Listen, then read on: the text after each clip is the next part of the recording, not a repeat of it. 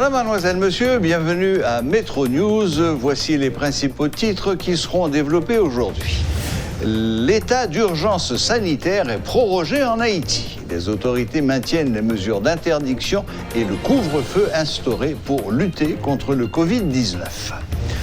Le nombre d'infections au nouveau coronavirus s'élève à 57. En Haïti, la contamination communautaire se poursuit dans le pays selon les autorités sanitaires. La communauté de Spring Valley, dans l'État de New York, est sérieusement touchée par le coronavirus. Plus d'une vingtaine d'Haïtiens sont décédés subitement au cours de ces derniers jours.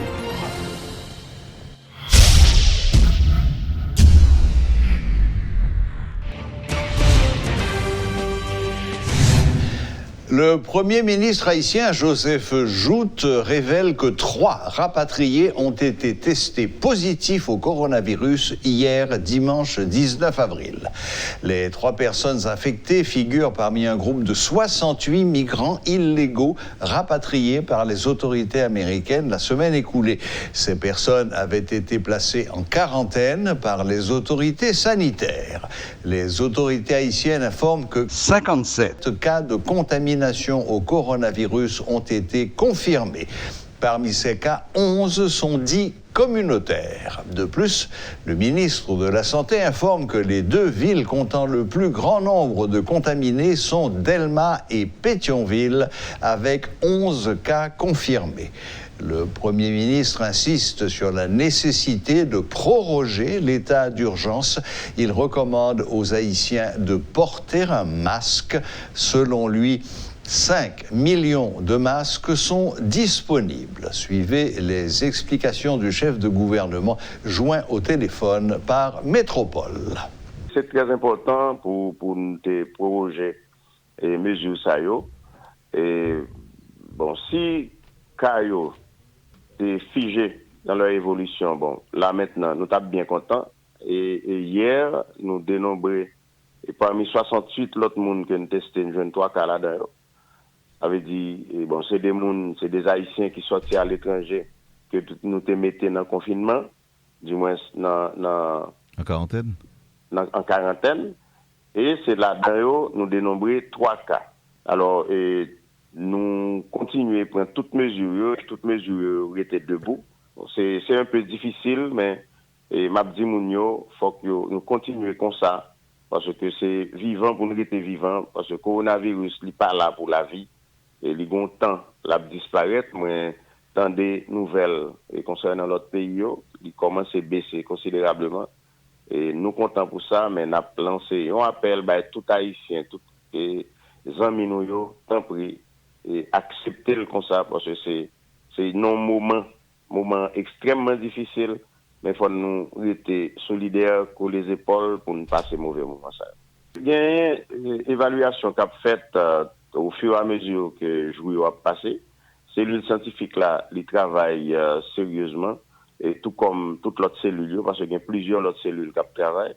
Et bon, nous pas qu'à dire que Haïti a avancé vers le mais si nous regardons l'évolution, et quantité caillou qui a augmenté, et bon, 24 premiers cailloux, c'était des cas importés, c'est des gens qui étaient sortis à l'étranger de Potéo. Mais Kounia, nous commençons à gagner des cas communautaires. Ce n'est pas des gens qui étaient déplacés, mais c'est des gens qui sont contaminés ici en Haïti. Ça veut dire nous obligés de redoubler de vigilance pour au moins nous passer cap ça. Mais nous toujours été vigilants parce que nous, si nous regardons des gens malades à évoluer dans notre pays, bon, Haïti pas exempt de ça. Nous toujours qu'on ait même péripéties. Et c'est vigilance. C'est pour ça qu'on a continué à communiquer et pour demander aux populations pour aider et souffrir. Et parce que, puis là, il cap venir dans 15 jours, dans 1 mois, nous par contre qui l'a venir, et j'aime toujours dire, Jean-Président dit le tout, c'est un ennemi commun que nous gagnons, et en plus, c'est invisible. Ça veut dire, c'est précaution pour nous prendre et pour nous, pas à pour une courbe que nous ne pouvons pas contrôler devant. Des ouvriers de la sous-traitance ont repris le travail ce lundi. Entre stress et frustration, ils n'ont pas le choix, ont-ils affirmé. Selon eux, des mesures préventives annoncées, comme la distanciation sociale, ne sont pas respectées pendant certaines heures. Ils affirment également que les autobus promis pour assurer leur transport ne sont pas disponibles. Rudolf Pierre-Louis s'est rendu au parc de la Sonapi ce lundi. Suivez son reportage.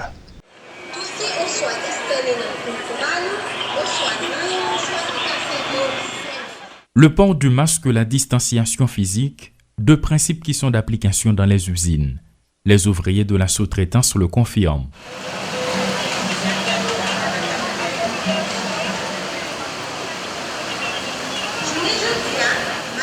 De retour au travail ce lundi officiellement, ils évoquent leur état d'esprit.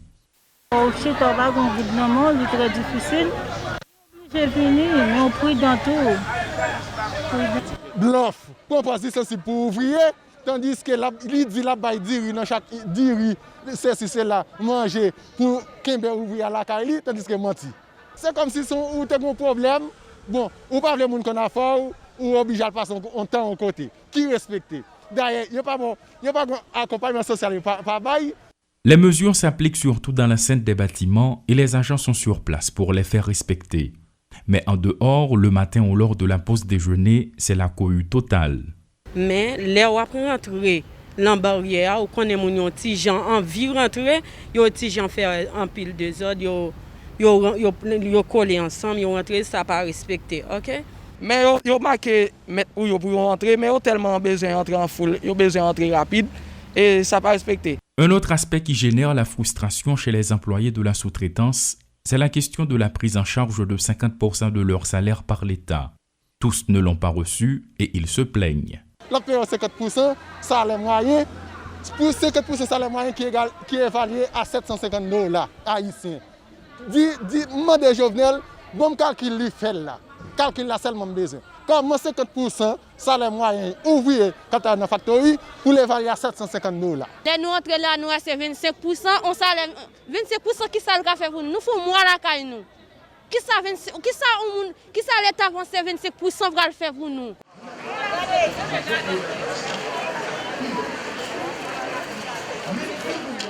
Visiblement, la réalité est telle qu'elle est.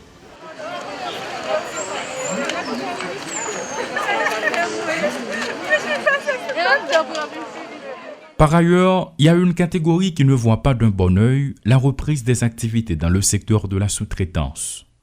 30% l'arrivée, ou garder son petit colonnier, c'est 10 personnes, c'est 12 personnes, c'est 13 personnes. Ça veut dire si dirigeant lui-même n'a pas de numéro de téléphone pour venir travailler ou tu pas venir travailler. Parce que c'est petit grand monde checké, c'est comme ça, mais ça va faire nous bien du tout. Nous faute à l'autre, malgré c'est vrai, nous entrons dedans, nous faisons nous laver, mais nous faisons série de bagailles. Mais laver, c'est vrai l'important, oui. Juste pour nous capables, on dit qu'on peut coronavirus. Mais il y a l'autre prévention qui est plus importante encore que laver, mais au lieu de m'entrer dedans ou faire me laver même, je pense que nous avons assez de ressources pour tabac nous grands. Seuls 30% des ouvriers doivent se présenter chaque jour selon un principe de rotation. Cette mesure est loin de faire l'unanimité auprès des interrogés. Chaque usine a son propre mode de fonctionnement, nous ont-ils confié. De notre côté, toutes les usines de la Sonapi ne fonctionnent pas. Certaines n'ont toujours pas mis en place les dispositions sanitaires réclamées par le gouvernement. Qui plus est, les journalistes sont soumis à une surveillance de tous les instants et ne peuvent enquêter librement sur place.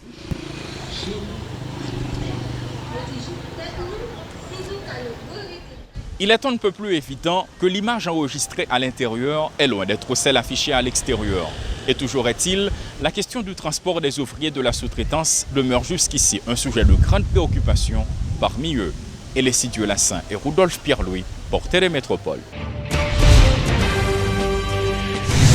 Les femmes enceintes représentent une catégorie à risque face à la pandémie de Covid-19, notamment à cause de la vulnérabilité de leur système immunitaire au moment de la grossesse, a déclaré l'obstétricien gynécologue Dr Grégory Bauger. Lors de son intervention au Centre d'information permanente sur le Covid-19 lundi 20 avril, il a préconisé le dépistage précoce et la prise en charge rapide d'une femme enceinte qui présenterait des symptômes de Covid-19 afin d'éviter les complications pouvant aller jusqu'à l'avortement. Il y a ce qu'on appelle chez la femme enceinte les modifications physiologiques. Ça veut dire que quand la femme enceinte, là, naturellement, elle n'a pas fonctionné même genre avec une femme qui n'est pas enceinte. Que ce soit du point de vue défense corps femme enceinte, là, ça veut dire que le système défense femme enceinte n'a pas fonctionné même genre, il diminue. Donc, ça qui fait qu'il y a beaucoup plus de vulnérabilité pour le capable d'attraper des infections et plus facile. Maintenant, l'autre aspect qui plus encore a un rapport avec Covid-19 là, que nous allons trouver quand les femmes enceintes, c'est ça, des modifications au niveau de l'appareil respiratoire. Parce que justement, quand les femmes enceintes là, ils augmentent la consommation d'oxygène, elle est augmentée jusqu'à 20-30%. Et quand les femmes enceintes là tout, gagnent par exemple 3e trimestre ou gagnent diaphragme, non, ça veut dire muscle pour vraiment essayer par l'abdomen de cage thoracique là, mais qui augmente, qui fait que volume d'air qui était dans le poumon femme enceinte là après que le film inspire ou bien expire, il diminue. Donc c'est ça le volume résiduel là. Donc ça sont mises en contexte pour dire nous que les femmes enceintes en général représentent une catégorie à risque. Et maintenant, en ce qui a trait à la grippe en général, les symptômes sont toujours dangereux pour la grossesse. À savoir, qui ça? Ou gagner la fièvre, par exemple, qui sont symptômes assez dangereux pour femmes enceintes. Dès qu'on a une fièvre élevée, eh bien, le risque de avortement au premier trimestre est très élevé, le risque de mort fœtale en 2e, 3e trimestre est élevé, risque pour accoucher avant l'heure est très élevé tout. Et dans le cas de Covid-19 là, par exemple, lorsqu'on prend une femme enceinte qui a trouvé une situation de détresse respiratoire, puisque nous connaissons oxygénation, fœtus là, il dépend directement de quantité d'oxygène que la femme enceinte va recevoir. Donc à ce moment-là, nous avons une très grande difficulté. Étude qui fait jusqu'à présent sous femmes enceintes et dans le cas de Covid-19 là, montrer que effectivement dans un premier temps que le virus là n'est pas transmis de une femme enceinte à l'autre. C'est une étude qui a été faite à Tonji. Cependant, il y a eu un premier cas côté d'un petit à 36 heures. Eh bien, de naissance, il était présenté Covid-19 là, il était testé positif. Et il y a une deuxième étude qui fait toujours en Chine, eh bien, qui montrait que de nos jours, il y a une possibilité pour que, eh bien, femmes enceintes là, les transmettent le virus là à tout le monde. Et ça qui concerne nous-mêmes en Haïti, heureusement, nous pouvons vraiment gagner, eh bien, une femme enceinte qui testé positif pour le moment parmi les cas que vous recensez en Haïti. Mais cependant, ça qui est bien important, c'est que aujourd'hui, il faut qu'il y ait un dépistage et une prise en charge précoce pour toutes les femmes enceintes qui présenteraient des symptômes du Covid-19. Parce que justement, lorsque vous regardez dans l'étude qui était faite à Tonji, eh bien, quantité de modifications qui fait dans 100 femmes enceintes, que ce soit dans le système de coagulation, que ce soit le foie femme enceinte, qui a commencé à altérer. Donc, nous voyons que le virus là est probable pour qu'il y ait de graves conséquences sur les affaires femmes enceintes. Donc, pour le moment, ça que nous sommes capables de préconiser, c'est un dépistage et une prise en charge précoce, quel que soit l'âge de la grossesse. Donc, il y a une femme enceinte qui t'a présenté des symptômes du Covid-19, que ce soit la toux, que ce soit la fièvre, etc., ou bien nécessité pour les bonheurs dans le numéro que l'autorité ministère de la Santé publique mettait pour ça, et à une considération spéciale pour suivre femme enceinte ça jusqu'à l'accouchement. Plus d'une vingtaine d'Haïtiens sont décédés subitement au cours des derniers jours dans la communauté de Spring Valley dans l'État de New York. Mon cher Serge, un peu de monde tombé. Et si vous regardez ce quantité de monde qui est tombé dans Spring Valley, vous ne pouvez pas sortir dans la rue. Et même les gens qui sortent dans la rue, peur là, marqué dans le visage. Mais parmi cette communauté haïtienne, dans le monde qui mourit, est-ce que c'est plus des jeunes, des middle-age ou bien des grands mondes? Est-ce que c'est plus femmes, plus garçons? Est-ce qu'on gagne des statistiques sur ça? Oui. Et dans la zone côté Mapivolier, Spring Valley, nous parlons de région en général, nous avons 319, pas de New York même, nombre, ça son nombre que vous avez mis sur Internet. Oui. New York. Mais pour zone côté lié, il y a 319 personnes qui mourent, je parle de toutes races confondues, que ce soit espagnol, que ce soit américain, black américain, haïtien. Donc nous avons dit que ces communautés haïtiennes qui intéressent nous, nous avons évolué dans Spring Valley, et pour qu'on dire que nous repérons dans Spring Valley, nous, proches, moi, même de proches, nous qui fait business ensemble avec, nous qui moun qui travaille même côté ensemble avec mon cher et son problème chaque jour venu ou bien les téléphones sonner et puis regarder une photo au monde qui va fréquenter chaque jour et puis il mourit ça ne pas malade ça ne pas coucher à l'hôpital et autres moun ça font crise on dit majorité moun ça qui tombe là c'est moun qui juste font crise et puis côté la cailloua yo tout mourir yo pas même à l'hôpital nous prend exemple un couple qui tombait il est tombé monsieur a bien problème il sorti pied la fait mal il a un problème il a fait ça il est on paralysie qui pas tellement affecté toute partie dans le corps et puis là l'hôpital là il est tombé mourir il fait crise à l'hôpital là il mourir ça fait dans samedi et puis dimanche il y a une fille à nouvelle là madame qui a 40 ans madame nan tout, il tombe de crise tout, elle fin apprendre nouvelle que Marie a mouru. Mademoiselle a 40 ans, Marie a 70 pour aller. Et puis, mademoiselle est le 911, la mademoiselle est le 911, le 911 vini, il voit que mademoiselle n'a pas de problème pour mener l'hôpital, il quitte. Au deuxième fois, mademoiselle est là encore, et puis, sortir à tout, il est obligé à l'hôpital ensemble avec elle. L'arrivée à l'hôpital, Georges, Serge, il fait crise cardiaque encore. Et il est tombé, il est tout mouillé. Et puis, nous, ça y est tombé là. Maintenant, c'est relation qui existait entre façon de tomber là avec, comme si virus là en tant que tel. Est-ce que il était là déjà, ou bien est-ce que c'est panique là qui a détruit mon dans la condition ça?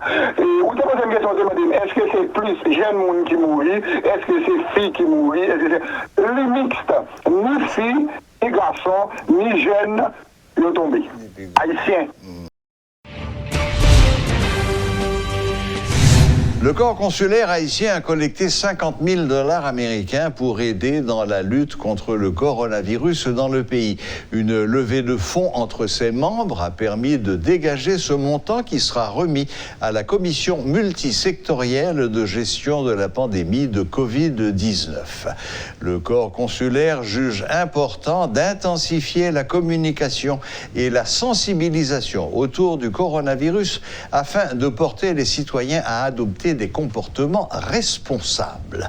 Suivez tour à tour les explications du doyen du corps, Johnny Andal, consul du Salvador, du trésorier Georges Udicourt, consul honoraire de l'Estonie, et de Marc Kinson-Antoine, consul honoraire de Guyana. Le corps consulaire s'est réuni en urgence et nous avons décidé de faire une levée de fonds au sein du corps, parmi les membres, pour voir dans quelle mesure on pourrait aider, participer de façon substantielle à la lutte contre le coronavirus. Les membres du corps consulaire ont répondu en grande majorité et nous sommes arrivés à lever 50 000 $ américains qui seront remis aujourd'hui au comité géré par les deux coprésidents, le docteur Lauré Adrien, et représentant du ministère de la Santé, et le docteur Pape, représentant du secteur privé dans cette situation-là. C'est une question qui sensibilise tout le monde. Personne n'est exempt. On a pu arriver à collecter $50 000 et puis on va remettre ça aujourd'hui. On présume que cette bataille va être une bataille de longue haleine, mais ce qu'on n'espère pas non plus. Et si le besoin se fait sentir, on peut voir dans quelle mesure on pourra continuer à participer, à aider, et pour qu'on puisse trouver une solution. Haïti, jusqu'à présent, a l'air d'avoir été épargné. Ce que je pense qu'il devrait être fait un petit peu avec beaucoup plus d'intensité, c'est cette éducation intense pour que les gens continuent à réagir de façon positive face à cette pandémie. C'est-à-dire la communication devrait s'intensifier. On voit progressivement une prise de conscience, mais on voit aussi qu'il y a beaucoup de gens qui ne sont pas encore touchés par cette menace-là. Bon, les besoins spécifiques qui sont publics, il y a les besoins de soins, il y a les besoins de tests, et il y a les besoins de vulgarisation du problème pour que les gens puissent réagir de façon responsable. Voilà, la boucle est bouclée. Merci de nous rester fidèles. Tâchez quand même de passer une bonne semaine et à la prochaine, même heure, même chaîne.